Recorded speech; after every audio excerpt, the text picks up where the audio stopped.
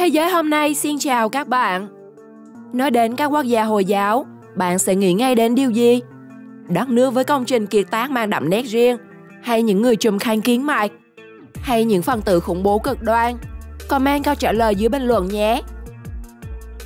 Ở các quốc gia Hồi giáo, khi bạn phạm lỗi thì hình phạt dành cho bạn rất đáng sợ. Bạn tin còn các hình phạt như ném đá đến chết hay bị thiến nếu phạm tội hiếp dâm không? Hãy cùng Thế giới hôm nay vén bức màn mặt tối của quốc gia Hồi giáo, cùng khám phá 15 hình phạt đáng sợ của các nước Hồi giáo.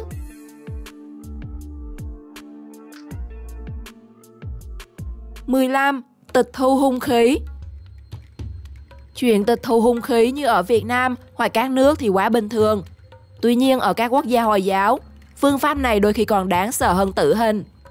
Chúng ta đều biết, trộm cắp thì hung khí được xem là tay chân. Và thông thường thì pháp luật chỉ thu hồi tài sản bị ăn cắp. Nhưng nếu bạn phạm tội hiếp dâm thì hung khí là gì hẳn các bạn đã hiểu rất rõ. Và chính phủ Indonesia đã đưa ra biện pháp trừng phạt là thiến hóa chất nếu tội hiếp dâm. Hình phạt hoạn đã từng được áp dụng đối với tội danh ngoại tình ở Ai Cập cổ đại, tội cưỡng hiếp tại châu Âu vào thế kỷ 12 hay đối với những người đồng tính tại Pháp vào thế kỷ 13. Hiện nay, ngoài Indonesia, các quốc gia Thụy Điển, Đan Mạch, Canada, Mỹ, Ba Lan và Hàn Quốc cũng đã sử dụng đến hình phạt trừ từ gốc đối với tội danh hiếp dâm, đặc biệt là hiếp dâm trẻ em. 14. Phạt đòn roi. Đồng tính luyến ái, quan hệ đồng tính, quan hệ tình dục trước hôn nhân, ngoại tình, uống rượu, đánh bạc hay ở một mình với người khác giới mà không phải là vợ, chồng hoặc người thân là các hành vi trái pháp luật ở các quốc gia Hồi giáo. Theo đó, bạn sẽ phải ăn 100 roi nếu vi phạm các hành vi này.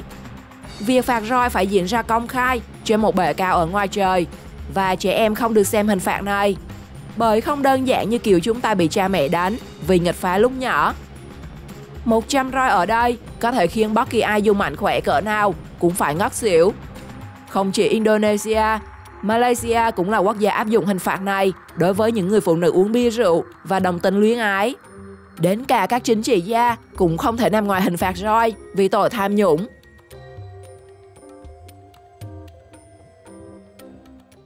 13. Ném đá đến chết. Nếu như ở nhiều quốc gia, ngoại tình chỉ được coi là hành vi trái đạo đức, chứ không đến mức là tội phải chịu trừng phạt.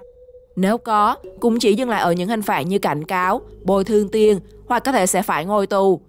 Thế nhưng, riêng ở Brunei, theo luật tôn giáo Sharia, ngoại tình là một tội nặng, bị kết án tử bằng cách rất đáng sợ, là bị ném đá cho tới khi nạn nhân đang xuất khỏi trái đất. Điều đáng sợ hơn, việc thực hiện hình phạt này được chính người thân trong gia đình của phạm nhân thực hiện.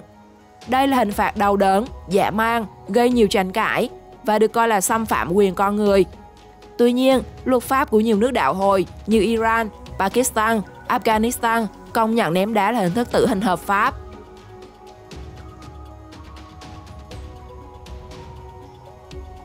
12. Tử hình. Hầu hết hiện nay trên thế giới, các quốc gia đều áp dụng hình thức tử hình đối với các loại tội phạm đặc biệt nguy hiểm cho xã hội. Và hình thức tử hình phổ biến là bắn súng. Ngày nay một vài quốc gia thực hiện việc tiêm thuốc, trong đó có Việt Nam. Tuy nhiên, Ả Rập Xê Út hiện là nước duy nhất trên thế giới áp dụng hình thức tử hình bằng cách chém đầu như trong mấy bộ phim cổ trang. Rất đáng sợ đúng không nào?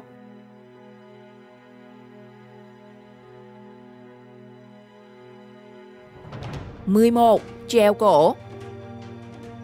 Treo cổ là một hình thức tử hình có từ lâu đời và gây tranh cãi. Tuy nhiên, nó vẫn còn tồn tại ở một số quốc gia như Iran, Iraq, Malaysia, Ấn Độ, thậm chí là cả Nhật, Singapore. Ở mỗi nước, hình phạt này được tiến hành theo một cách khác nhau. Đối tượng bị phán án tử hình bao gồm phát động chiến tranh, tiếp tay cho các cuộc chiến chống chính phủ, phản quốc, khủng bố, giết người. Ở Malaysia, không chỉ phạm nhân mang quốc tịch nước này, mà ngay cả người nước ngoài phạm tội tại đây cũng phải chịu hình thức tử hình này. Cựu tổng thống Iraq Saddam Hussein cũng bị xử tử bằng cách treo cổ lúc 6 giờ sáng ngày 30 tháng 12 năm 2006 tại một địa điểm ở ngoại ô phía bắc thủ đô Baghdad.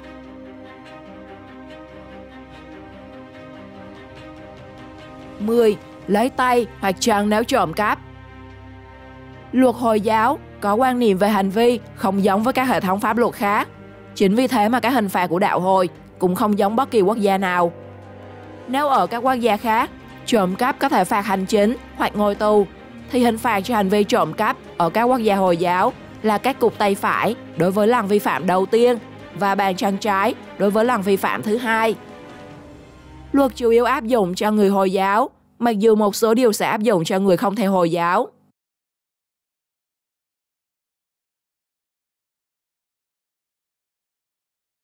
Chiến chém đầu.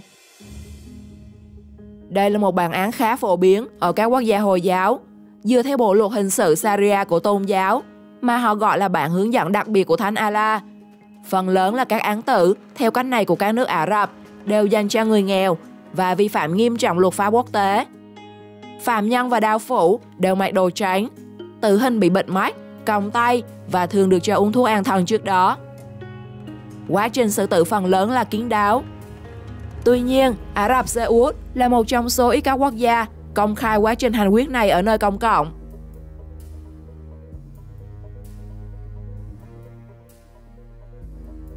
(8) Hình phạt cho hành vi tà thuật. Mặc dù đang ở thế kỷ 21, thế nhưng những vấn đề như ma thuật, phù thủy vẫn còn tồn tại ở nhiều quốc gia trên thế giới. Tuy nhiên, nếu bạn liên quan đến ma thuật, bùa chú ở những quốc gia Hồi giáo, đồng nghĩa với việc bạn phải đen xuất khỏi trái đất là cái chết. Ở Gambia, những người bị quy kết là phù thủy sẽ được cho uống một loại thuốc bí mật. Sau một thời gian ngắn, nó sẽ khiến người uống bị suy thận, mất trí nhớ rồi tử vong. Trong khi đó ở Kenya, hình phạt dành cho những người bị kết tội là phù thủy là bị giết bằng cách thiêu sống. Vì người ta tin rằng nếu không đốt cháy thân thể phù thủy, thì khi đem chôn, một lúc nào đó nó sẽ đổi mồ sống dậy.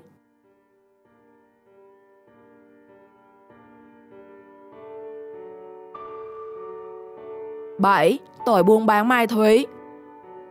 Cũng như nhiều quốc gia trên thế giới, các quốc gia Hồi giáo xem tội ma túy là đặc biệt nguy hiểm và hình phạt cũng cực kỳ nặng. Chính phủ Malaysia trong năm 1983 và 1985 đã 2 lần ra pháp lệnh về chống ma túy. Pháp lệnh đó quy định bất cứ ai buôn bán ma túy từ 15 gram heroin hoặc 40 gram cocaine qua điều tra đầy đủ thì đều bị xử tử hình. Quốc hội Iran cũng đã phê chuẩn luật cấm ma túy nghiêm ngặt, quy định bất cứ người nào mang theo 30 gram heroin trở lên hoặc 5.000 gram thuốc phiện trở lên sẽ phải chịu cực hình. Thậm chí, Tổng thống Philippines Duterte còn cho phép lực lượng cảnh sát có thể bắn hạ bất cứ ai liên quan đến ma túy.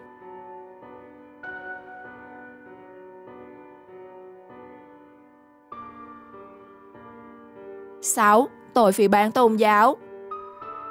Luật chống phỉ báng đạo Hồi cho phép bỏ tù hoặc thậm chí xử tử hình với những ai bị buộc tội bất kính với Hồi giáo, và tại Pakistan, bị gán cho tội danh này cũng đồng nghĩa với cái chết.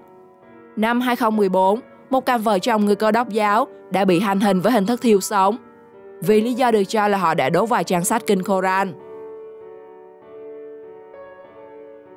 5. Người đồng tính. Trong khi ở nhiều nước, hành động đồng tính luyến ái, tình dục đồng giới là hợp pháp, một số nước như Mỹ, Canada, Brazil còn công nhận hôn nhân đồng giới, thì ở một số nước khác, đặc biệt là những nước Hồi giáo, tình dục đồng giới bị coi là phạm pháp, có thể bị trừng phạt bằng tội chết. Ở Qatar hay Somalia, việc bạn yêu người đồng giới đồng nghĩa với việc bạn mất đi quyền được sống.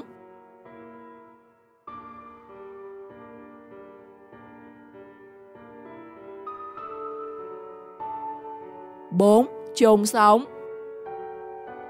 Luật lệ Hồi giáo vô cùng khắt khe, có khi đến mức tàn nhẫn, đặc biệt là đối với người phụ nữ. Bên cạnh đó, quan niệm của người Hồi giáo về vấn đề ngoại tình rất khắc nghiệt. Những người phụ nữ khi bị kết án ngoại tình với người đàn ông khác và đồng lõa với người tình giết chết chồng mình sẽ nhận về hình phạt nguyên thủy rất đáng sợ.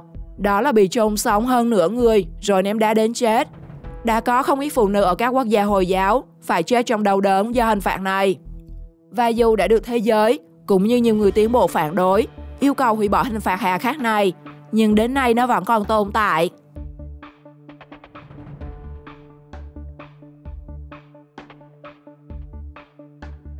3. Phân biệt đối xử đối với phụ nữ. Nếu như ở các quốc gia khác, việc phân biệt đối xử với phụ nữ chỉ là do quan điểm cá nhân của một số người, thì tại các quốc gia Hồi giáo Trung Đông, việc phân biệt đối xử với phụ nữ được quy định luôn ngay trong luật Sharia. Theo đó, phụ nữ không được chủ động và tự quyết các vấn đề quan trọng trong cuộc sống, hoặc có quyền tự do tham gia các hoạt động xã hội. Thay vào đó, họ buộc phải có một người giám hộ nam là chồng, cha hoặc một người thân khác. Theo quy định, người giám hộ có quyền giám sát, thậm chí là can thiệp vào hôn nhân của người phụ nữ được giám hộ. Ở một số quốc gia tuân thủ nghiêm ngặt luật Sharia như Iran, Ả Rập Xê Út, mạng sống của phụ nữ chỉ đáng giá bằng một nửa của nam giới. Và khi họ vi phạm các điều luật quy định, thì hình phạt dành cho nữ cũng hà khắc hơn nam.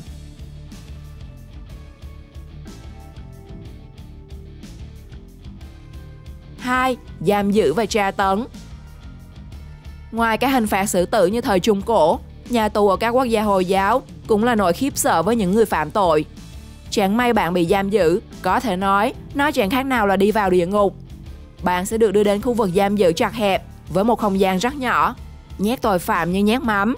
Binh sĩ sẽ có rất nhiều các biện pháp tra tấn để bạn thừa nhận hành vi phạm tội của mình. Trong đó có cả phương thức sử dụng bạo lực. Ngay cả những nữ tù nhân cũng không tránh khỏi việc tra tấn về mặt thể xác một cách tàn khốc.